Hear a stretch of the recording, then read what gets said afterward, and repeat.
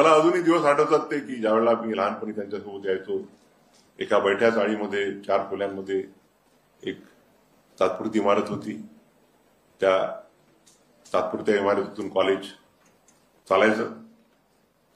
आणि अजूनही आठवते मला की एकदा त्यांच्याजवळ स्टाफला पगार देण्याकरता पैसे नव्हते. आर्थिक परिस्थिती समितीची एवढी गंभीर होती.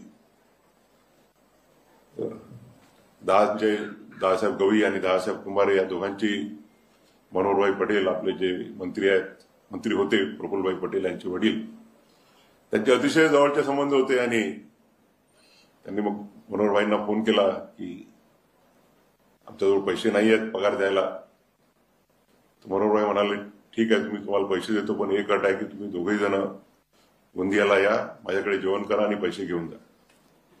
आणि अशा परिस्थितीतून हे कॉलेज उभं राहिलं. आणि आज आपण बघतोय की शून्यामधून आज एक मोठी इन्स्टिट्यूट निर्माण झालेली आहे.